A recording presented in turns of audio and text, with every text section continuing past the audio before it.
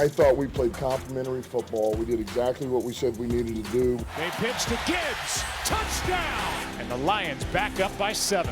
Crazy right now. 3 games straight. That happened in my career. Fumbles in critical moments. Hey, this is a heck of a ball game. 4th and 2. Amon-Ra! Throw and catch! Unreal! This is an 8-point win for the Lions to get to 2-1.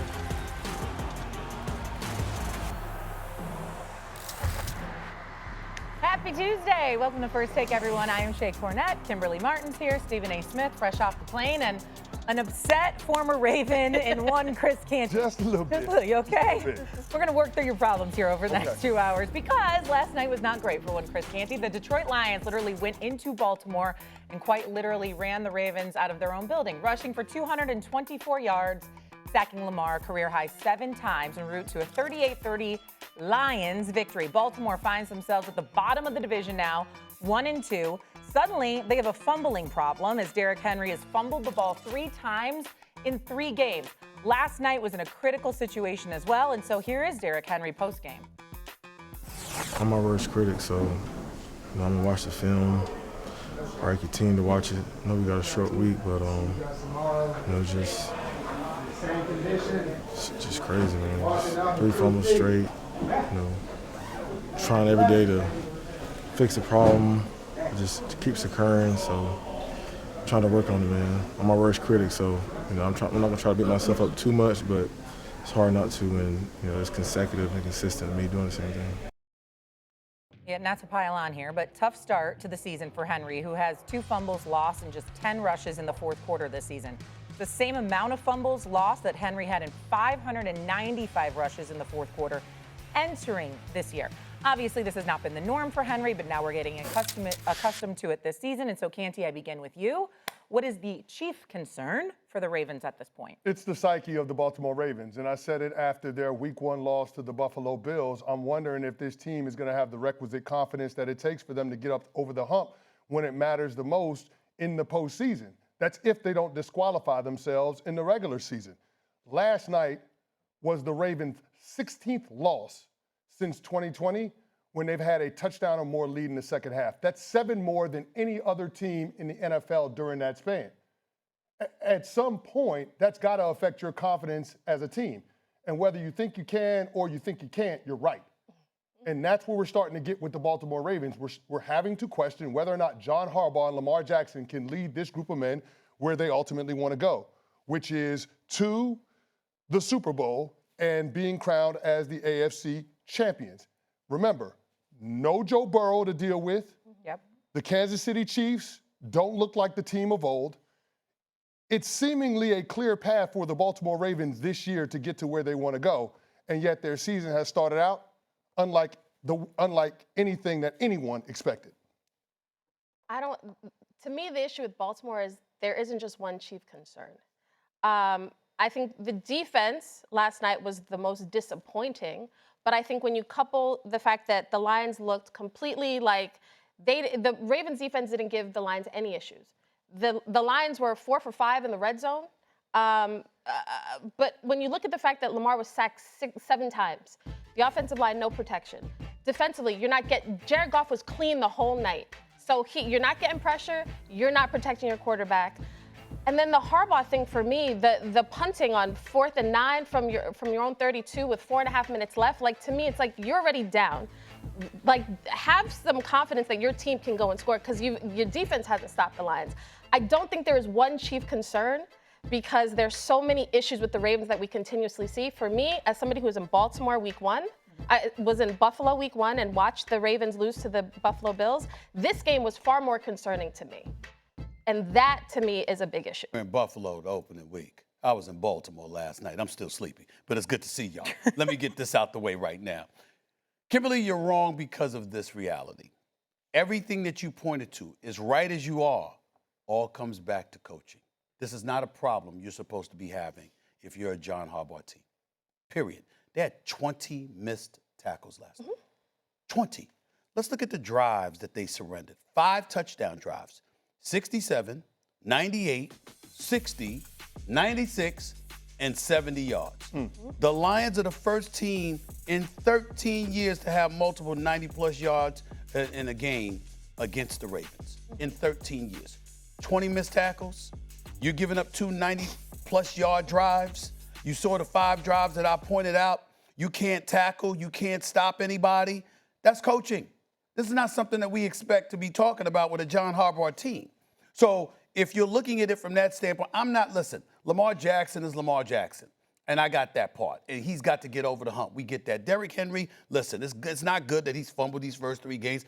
But let's face reality. We really believe that's going to continue to happen. This is King Henry. No. Yeah. This is King Henry we're talking about here. So do I believe that Lamar Jackson will fix whatever doldrums he has? Yes. Do I believe that Derrick Henry will fix it? Yes. But who's fixing that defense? Who's fixing that defense? I mean, that defense is giving up now. You gave up 40. You gave up 38 last night. I'm looking at 41 to Buffalo. I'm just looking at them right now, and I'm saying to myself, this is not, if Ray Lewis, wherever he is, I'm going to hear from Ray. You could put money in the bank. I'm going to hear from Ray Lewis this week. At some point, at some point, and it's not. And when I talk to Ray Lewis, understand something. It's very little conversation. It's usually when he's venting. So it's just shut up and listen. So you're just go ahead, let it out. And Ray, man, where are they? I mean, he's going for him, for Ed Reed, cats like that to see what they established as Ravens. It was always a T-Sizzle, Terrell Suggs. These guys established a level of greatness, a level of toughness. You were not going to push them around. You were not going to run roughshod over them. Well, how many rushes? 220 yards? 224 yards. 224 yards. 224 yards rushing against the Baltimore Ravens. John Harbaugh, on a morning like this, he really, really needs, he's the one that doesn't need to come into work. He's the one that needs to sit there and look in the mirror and really reflect on who he is and what he stands for, because they're violating him.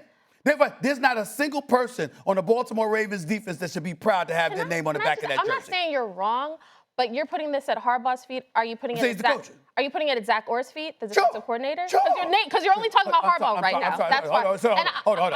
Who does Zach Orr work for? He works for John Harbaugh. Yeah, I understand. That's who he works for. I understand. I'm going to the man. But ultimately, the players play, right? Oh, wait a minute. Well, hold on. To Stephen A's point, either you're coaching it or you're allowing it to happen. And that's what we're seeing from the Baltimore Ravens. That's right. And to his point, when you go into the Ravens facility at the castle, there's a sign when you walk in the door that says, play like a Raven. That's right. You see it walking in, you see it walking out. The same at the locker room at M&T Bank Stadium. I saw it. There's a sign, play like a Raven. You know what, matter of fact, the reason why I think we saw something uncharacteristic last night from the Ravens was because you took your tail down there to Monday Night Football. You never go to Monday Night. You was at the game, and that's probably why they played the way they did. It was special. They wilted under the pressure of Stephen A. Smith being at M&T Bank Stadium. That's entirely plausible.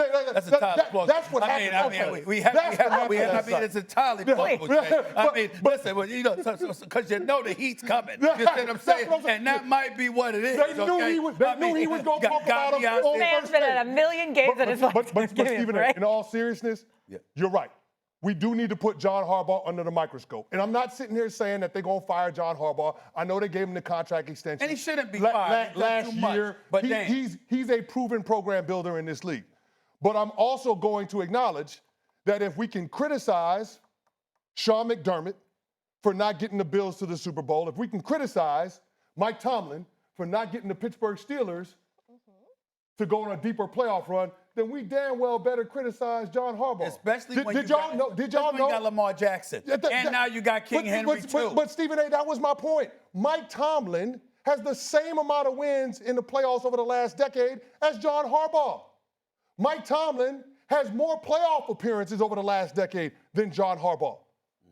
So if we're going to criticize Mike Tomlin, if we're sitting here questioning whether or not there needs to be a consideration in terms of the organization, in terms of the two individuals at the center of it pivoting, if we're asking those questions about the Steelers, we got to ask those tough questions about the Ravens. I'm not saying that the Ravens should move on from John Harbaugh, but I do think it's fair to question whether or not John Harbaugh is the guy to get the Baltimore Ravens to where they want to go. Last point about this, the Ravens haven't won multiple playoff games in a single postseason since they won the Super Bowl in 2012. That's probably. Here's the thing. For one, we don't only criticize the coaches. You guys laid out, we did it to Nick Sirianni multiple times on this show, who just came off of a Super Bowl win. It is something that we do.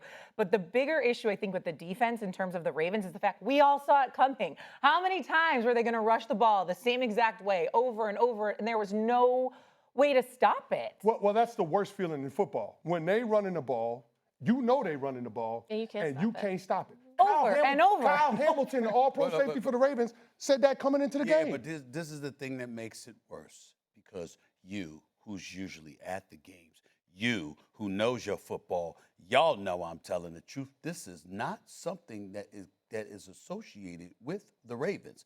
No matter what talent they have on the offensive side of the ball, they have prided themselves on two things above all else: defense and toughness. They don't get pushed around.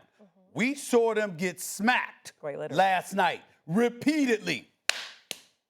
That's what we saw happen to them. But after and you don't see that. After week one, we were on this show talking about, well, at least I did, that John Harbaugh has to understand that the strength of his team this season is the offense. So for me, I'm not saying he shouldn't be the head coach or not. My issue is with him deciding to punt in those situations of being aggressive, because you have to understand that put the ball in Lamar's hands, because your defense right now is not going to get the stops. And your defense was shorthanded last night. No Pro Bowl Matabike, players no on all Jair. three levels missing. Yes, Kyle Van Noy, who yep. led them inside. They were all gone. And the Detroit Lions took full advantage of it. So let's credit the Detroit Lions when we're having this conversation. Right. But to Stephen A's point, there wasn't a ton of diversity in their run game. No. It wasn't. I went back. That's what I'm saying. There's no adjustment. I went back and looked at it, Shae. There was no fair dodging. Wait a minute. It was inside zone, and it was duo blocking for the majority of the run plays, and there wasn't nothing the Ravens could do about it. I don't want to see Derrick Henry rushing 12 times for 50 yards. 12 times for 50 yards? Derrick Henry? Stephen, what is going on? You can't give him the ball, Stephen A. You can't trust him with the ball. Oh, come on, stop that. You can trust him. You can trust him with the ball. Don't go that far. Now you done lost it. You can't say that. You can't say that about King Henry. You can't trust him right now with the ball. Excuse me. You can't trust him right now with the ball. Did you trust him when he ran for 190 damn yards? Did you do it then? Listen, fumbles happen. He'll fix it. He's Derrick Henry. Oh, see, if I was him, I'd be very upset with you. I'd be very upset with you right now, because I'm like, wait a minute. I know I got to be accountable. I fumbled over the last 3 games. I get it. I understand it. But damn, I've been in this league a long time, okay? I've been King Henry for a while Saquon Barkley was rushing for 2,005 yards last year. I only put up 1,921. This is what I do. So it's a struggle right now. But what do they do with every other position? Here's the ball. They keep giving it to you. Work through it. Work it out. You don't lose faith and go away from it and not trust them. Oh, no. Why do you lose faith? Why do you trust that Lamar can figure this out, that Henry can figure this out, but you're looking at John Harbaugh like, I don't know. I didn't say, first of all, I didn't say that I didn't know. Number one, all I said was I'm holding him accountable because you're the coach. You know the tradition, the history. You had something to do with it, and now there's slippage. What the hell is going on? Fix it. That's what I said. I didn't say I don't know. I said fix it. They're not up to your standards, John Harbaugh. That's all I said. Derrick Henry, fix it. Okay, fix it. But he will. He will. Derrick Henry. I'm hoping that he does that in time for the Baltimore Ravens to write their season. Yeah. I'm hoping he does that. Because guess what? You're going into week week 4 on the road against the Chiefs, where Lamar Jackson is 1-5 against them people. Let me tell you something right now. And you're talking about their season. Listen, if you told me that Derrick Henry was going to fumble once every single damn game moving forward, I would still say to you, they're going to give up 224 yards rushing. They're going to smack around the way that they did. They're going to give up 2 90-yard plus drives. They're going to give up this 5 touchdown drives the way they are. That's a bigger problem than him fumbling the damn football. I can't say no to the answer to the questions that you asked. I can't say no because I saw something last night that I have never seen in the Lamar Jackson era of football for the Ravens, which is the Ravens being held to under 100 yards rushing in back-to-back weeks. Okay. It's never happened. That's right. It's never happened. So you're talking about things that we don't expect. So it happened. So it happened last night. You think that's going to happen again? But you think that's going to happen again? I didn't think I'd see a lot of things. I didn't think I'd see a lot of things from the Ravens. 50-yard rush? Steven, I didn't think they was going to blow a 3-possession lead against the Buffalo Bills. They did that. I didn't think they was going to I didn't think they was going to get bullied in Baltimore to the Lions. They did that. That's a big problem. I didn't think I was going to see those things. That's a John Harbaugh problem. Don't blame this on Derrick Henry like he's the sole issue. Yes, he got to hold on to the football, but this is Derrick Henry here. And there's a team in the NFL that wouldn't want Derrick Henry in the backfield for them. You know that? They don't want Derrick Henry that's fumbling the ball. Okay, listen. Stephen A. And guess what? Stephen A. Guess what? Now that that's out there on tape, what do you think the other defenses that the Ravens are going to be playing are going to be doing? Punch it What do you think out. the Chiefs defense is going to do? So Shae, Can I ask a question, though, really quick? I want to peel back one more layer of this before we move on to the Lions side of things. Let's turn the volume down. What about, we're over here talking about Lamar Jackson now. Do we feel like maybe if they're going to keep losing these games in this kind of fashion, we're wasting Lamar's talent a little bit? Because we keep saying Lamar's going to figure out, Derrick Henry's going to figure out, and the defense isn't. So are we wasting now this very good offense on what is not a very good defense? Hold up.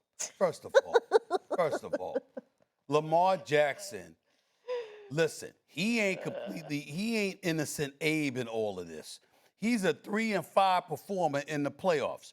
His 3 victories in playoff competition has come against Ryan Tannehill, C.J. Stroud as a rookie, and a washed-up old Russell Wilson. No disrespect, Russ. It's just no disrespect. That is with all disrespect. I didn't mean it like that. I didn't mean it like that. What I got to do with it? I'm just saying that he's not what he used to be. Do y'all understand that Russell Wilson, dating back to last year, has lost 9 straight? Do y'all realize that? He's lost 9 straight. Literally, last 5 games of regular season, the playoff game to Baltimore, and the Giants are 0-3. The man has lost 9 straight. So no disrespect, but damn it, it's just the truth, okay? That's your victories if you're Lamar Jackson. So Lamar Jackson got his own stuff to prove. It ain't just about Henry fumbling. It ain't just about John Harbaugh on the defense, even though that's a bigger priority. Lamar Jackson's got to do his thing, too, now, because Josh Allen has done his thing. Like I said last night on Monday Night Countdown, my debut, I went like this. I said, yo, don't let it be you. Don't let it be you. In Baltimore? Yes, and you know what? It comes down to coaching. Stephen A., you ain't scheduled to be on Countdown at any of the games where my teams are playing the rest of the season, right? I just want to make sure. I got 2 more dates that I've been penned in for. Okay. Who knows? There might be more, but there are 2 more. Okay. I gotta do Arizona at Dallas. Watch out, guys. And let me tell you something. And let me Watch out, guys. Let me brace this. Let me brace this for you. Y'all thought y'all saw something before with me with the Cowboys. I'm showing up in Dallas when they will go against Arizona. I can't even tell y'all what I got in store for that city. My God. Well, that's another thing. Thank you for bringing up. And then the last one is the Eagles and the Rams. Okay, thank you for bringing up the NFC. Let's transition now to the Lions, who actually won the game yesterday, because we're over here talking all about the Ravens. So the Lions looked dominant from start to finish. This was really a good game for them. So when we talk about Dan Campbell's squad in terms of the entire conference, the entire NFC, where do they rank? Canty. I got the Lions in a hat with the Bucks, with the Packers, and with the Rams as the team that could be the primary challenger to the Philadelphia Eagles. I think the Eagles are a tier above everyone else, and they showed that in the second half of their win at home against the Rams. But I think all of those other teams are vying to see who's going to emerge as the team that can knock off the reigning defending world champs. They showed me something last night because they took it to the Baltimore Ravens. They out-physicaled them, and that's bared itself out in the numbers, 224 yards rushing, 7 sacks on Lamar Jackson, 0 sacks on their quarterback. I mean, it was absolutely an impressive outfit. That goal line stand that they had in the second half, that was tremendous, capped off by Jack Campbell forcing a fumble on that sack on Lamar Jackson. They showed me their sports character.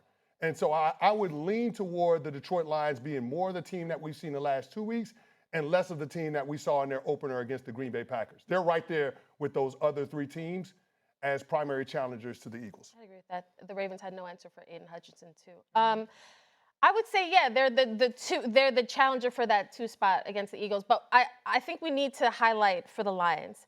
I was one of the people that said we need to see what they look like. Losing both of their coordinators, I understand that Dan Campbell was prepared for the brain drain and all that, but still, when you change from Ben Johnson and Aaron Glenn, the 2 guys, Joe Morton and Kelvin Shepard, have to show that this team is not missing a beat. And for them to come out yesterday after a certain first take executive producer Stephen A. Smith had John Morton's face plastered everywhere around the city talking about this man. He has not done a good job. We need get this man. He needs to be better. John Morton showed up. Like that's the Lions that we saw last year before all the injuries took place. And that's why if the Lions play like that, it's hard to stop them with Sonic and Knuckles as well. Well, first of all, I appreciate your revisionist history. Thank you very, very much. It was very, very, very nice of you to bring that up. I said it after week 1, and I meant it. John Morton had something to prove. The opening of the season, they stunk. They were horrible against Green Bay. And when you're the new offensive coordinator and you are succeeding Ben Johnson, who's had a top 3 offense in the National Football League for the previous 3 to 4 years, and you can't score, that's a problem. Because we had questions about Dan Campbell losing both coordinators. Aaron Glenn on the defensive side to the New York Jets, Ben Johnson on the offensive side to the Chicago Bears. That's what we saw. So I said, yo, put John Morton up there. Did he pick the right coordinator? Did he pick the right coordinator? Now, you go up there, you drop 52 on Chicago. No big deal there. No. But then you turn around. It's the truth, Shae. And then you turn around, and then you turn around, and then you turn around, and then you do what you did last night. Major props. On the road. So congratulations, John. I got nothing to say. The man showed up the last 2 weeks. He's done his job. Continue to do it. But if you want a cookie, give it to him. He got the same wide receivers that was giving you 1,000 plus, 1,000 overall yards. Yeah. Both wide receivers, both running backs who did the same. Your tight end Laporte is still there. You have the pieces in place that have been there. So you have familiar pieces, familiar with the system. Steven. You did it. You did your job. Steven. You did your job. We'll see if it continues. The Lions deserve credit, no doubt about it. And Dan Campbell deserves a lot of credit. Let's see if it continues. I want to point out 2 things right now with John Morton. The foundation of this Detroit Lions team since Dan Campbell has gotten there has been that offensive line. No doubt. The interior trio turned over. Frank Ragnow retired. They got some young guys in there. I thought that John Morton put together a really good game plan in terms of simplifying it for his young guards in the run game. Yeah. I mean, 30 of the 35 runs were inside zone blocking or duo blocking, which is double teams. Not really complicated. They were able to run the football and then utilize the play action passing off of that. And then Kelvin Shepard came up with a game plan that I've never seen against Lamar Jackson in terms of how he spied him. Rush 3, have an off-the-ball linebacker and an on-the-ball linebacker both working in tandem to spy Lamar Jackson and take the running back whichever side he comes out. Phenomenal game plan by Kelvin Shepard. The questions that we had about the coordinators for the Detroit Lions, we can go ahead and do it. That's all I was trying to get to, Shae. Because if we're going to raise the questions, when we have evidence that answers those, I just want us to give the same. Sure. She's just holding everyone up. I'm just here with the sheets. I'm very fair. I'm very fair. I'm very fair. If you show up after I call you out. You want a cookie? You want to give him a cookie? Fine, here you go. Understand? It's brilliant game plan. It's game 3 of the season. It's game 3 of the season. Listen, the Lions responded in a big way after that week 1 loss. Sure. Dan Campbell, his team's 8-0 after a loss, and I know now they've won 2 in a row since the 2023 season. How about this question? If you're bringing up the Bears, I'm not catching straight right now. Is it really, really, really about how good the Lions are? Or is it really about how bad the Ravens are?